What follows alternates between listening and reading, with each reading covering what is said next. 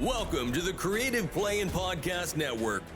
Join us as we share our favorite RPGs, one-shot games, tabletop games, reviews, and convention panels. Sit back and enjoy the show.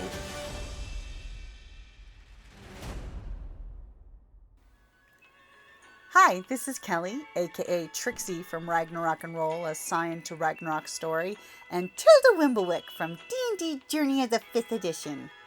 First off, I would just like to say thank you to everyone for listening to our varied adventures, as well as for rating us on iTunes and RPGpodcast.com. If you haven't rated us yet, we would greatly appreciate it if you could. And if you're looking for more ways to support our efforts, we are now on Patreon, a great site where you can help us continue making more podcasts, as well as some special surprises for our patrons. If you can, please look us up at www.patreon.com/cppn. Every little bit helps. And again, thank you for listening. Hey guys, Jim here. And Kelly. And it is August the 14th for hashtag RPGaDAY2024. Ooh. And Kelly, I know this is a very compelling prompt for the day, but what is today's prompt? Today's prompt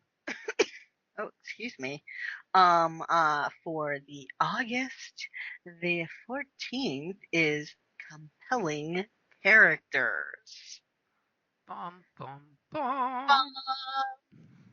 Now, for me, this one was actually kind of tricky. I mean, to pick a, Pick an RPG that starts out compelling characters, yeah. Well, yeah, because it's like, you have the compelling characters that you create. But most of the RPGs don't have like preset, unless there's like a specific module or that type of thing. Most of them tend to be, GM created. Mm-hmm. So that in itself is kind of odd, for compelling characters. So, now if I were to have to pick like, a game, an RPG that has compelling characters, I'm going to have to go back to like, Strahd. Think about it. Oh, Curse of Strahd. Yeah, for Ravenloft. Because it's like, the original module has grown into almost basically a whole world of characters. It's got its own little division now, so to speak, compared to others, so that wouldn't happen unless the characters were compelling. And then, one other thing it possibly is, maybe the deities. The ones that are more active, like Lolth, come on, the Drow. But so I would have to say D&D has some of the most compelling characters, just for the sheer fact that, they're established, they have, a mythos created about them. Now that's not to say they don't use and import others, but, because the original dating game you had, Oh, heck yeah. like,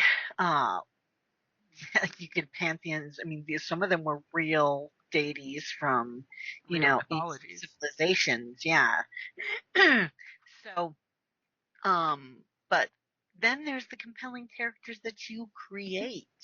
I mean, you have created some very compelling characters, for different campaigns. So the GMs, you can find, reoccurring characters. You can have, so that's why I'm like, it's an interesting question. It is. It's got lots of depth to it. I mean, any good GM can go into any bad B movie of the 80s and grab some compelling character archetypes. I mean, I'm not going to say I know any GMs that might go to like Wikipedia and copy paste everything but the name and then change the names to protect the bad B movies of the innocent. But you can definitely refile the serial numbers off some interesting characters and I personally love stealing from B movies because A, a lot of Hey, my players have not seen them. B, if they were only given a decent shot, they probably would be an amazing story. That's some just of those B movies are, they masterpieces. are fun. Mhm. Some of them we classify in the shits and giggles category because you can't take them seriously. Mhm. Um, uh, but there is, some of them have very interesting concepts. They're not half bad. They just had no production value. I mean, there's the whole army of sword and sorcery fantasy movies out there. The you know Jason and the Argonauts slash Sinbad the Sailor, Sword and The Sandals, as they Harryhausen call. film, hmm yeah, with the As they call that claymation. genre, is the Sword and Sandals. All of those are great, fantastic stories that you could borrow to make compelling characters. I mean, Hmm. heck, something as simple as the story of uh, Ulysses trying to get home, all of his crew and his team that he ends up losing through the whole voyage. But through the Odyssey, you could totally use any of those characters for some stupidly fun, compelling characters. Yeah. But I will totally give my pick as an RPG when you crack the spine of the book and look at it.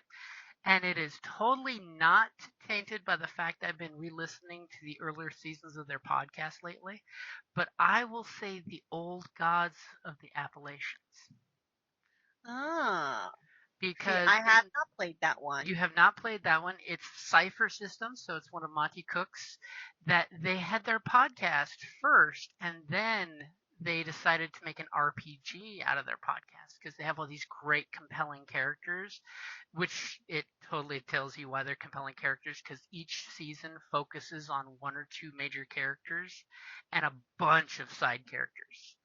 Like there's totally a few of the eviler characters could totally be characters from Has Been Hotel, but made grimdark. Oh, I Like like a husband. certain antler demon who talks like he's from the 1910s on a radio could totally be one of the characters that's in the series. And they have really, I mean, the podcast pulls you in because the characters are compelling because you want to hear more. And then when you find out who becomes who in the setting, you're just like, oh my god, that was their character arc. That all of the NPCs in the book have a character arc. Even like the here's a vague description of a creature. There's an episode where you get some meat and potatoes on that character just because, here is this thing that is eating people that has too many heads and too many mouths. And oh, by the way, when there's a pack of them, they bite each other and chew off chunks of each other while they're hunting something. Oh, that's pleasant. See, even the NPCs that you would use for just something hunting players, you have bits of, compelling food for thought there. I mean, and no character is one direction, which is why the NPCs are great because even the bad guys who are offering bargains totally have some great bargains. Like there's a character who is the Jack, basically Jack be nimble, Jack be quick, and he Hmm. makes deals with people, but he gives that genie twist on the deals. Like, I Yeah, need you to go careful clean. what you wish for. I need you to go clean this lot as part of your job because you're working for me until you finish all my chores. It's a property I own.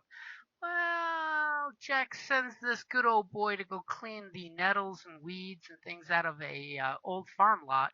Unfortunately for him, it's connected to the green, which is basically think Feywild from D&D, but more primordial. Okay. And every morning it spurs back up with wild growth. And Jack goes, I don't mean to say you're not doing your job, but I drove by the lot this morning and I saw that you hadn't touched it. And the person's locked in with a verbal contract of until the jobs are done. So, yeah, I just love characters that have that depth because they totally have that classic story arc characters brought in with a like almost Dresden touch where there's just enough of the old-timey with the new-timey that it totally clicks in the mythos in the back of our minds. Mm-hmm. We have, a evil, almost unseelie person who didn't start that way, but then when you find out more about their background, you realize they're not evil. They're actually protecting us from the evil. Remind you of somebody from Dresden Files? Yep. As you find out that not all baddies are just one-sided. They have reasons and proxies, and they do things for reasons, again, go Old Gods of the Appalachians, watch the podcast, play the RPG. If you're a fan of the Cypher system, you will love it. If you're a fan of other systems, you can totally get the RPG book and reskin it for like Fate Dresden Files or Arkham Horror if you want to use the new Arkham Horror system that's coming out, So that's my pick for compelling characters because it's got like 40 pages of characters and of course it even says like, here are the stats of this person after this episode. So you can go back and listen to how powerful they were before the dumpster fire episode happens. The dumpster fire episode. Some big bad like things make the wrong choices on the wrong days. But I just got to throw that as that is my pick for compelling characters because, like I said, I can go off on like 8 different characters that are all great characters that I would love to use in any of my RPGs. And it's not even their power base, it's just the character that's so compelling, which goes back to the prompt of the day is compelling characters. You really should listen to the podcast. I will definitely throw out there are trigger warnings in the podcast because it is really good writing. The voice actors are great, and they do cover some serious topics of the old-timey railroad days going through the Appalachian Mountains. So it's got that whole pre-World War I to post-World War I era, but from a definite Appalachian, one would almost say hillbilly point of view. So that's definitely my call for the day. Anything else you want to throw in there for honorable mention? I mean, I did kind of mention Dresden Files because that's again another one that's got compelling characters because and especially compelling if you're familiar with the books. Mm-hmm. But no, that's a good choice. I mean, when you have a dozen books to help develop the characters, they really do become compelling. And my honorable mention, by the way, is Star Wars. Any iteration of the Star Wars RPGs, we all know they're compelling characters because it's almost a religion versus a mythos for Star Wars for a lot of us. And we all have a slightly different variation to it, which is nice. And whether you love them or hate them, the new stuff coming out adds to the mythos. I mean, as I jokingly told one of my players the other weekend, it's like, listen here, you whippersnappers. Back in my day, we dived for any bad book that had Star Wars on it, or any comic books that had Star Wars and green bunny rabbits. And sadly, that character is now a canon character in Star Wars. Big green Bugs Bunny who's a smuggler and bounty hunter. Well, what's opera, Doc? Space opera. Mm-hmm. Pray I don't what's up, Doc, and further. Alrighty, guys. Thank you for listening, and have a great evening. Thank you for listening to the Creative Play-In Podcast Network. If you enjoyed our show, please check out D&D Journey of the 5th Edition and Ragnarok Enroll a Scion Hero to Ragnarok Story. Also, check out our Patreon page for more content and behind-the-scenes things, as well as joining us for a one-shot game or two.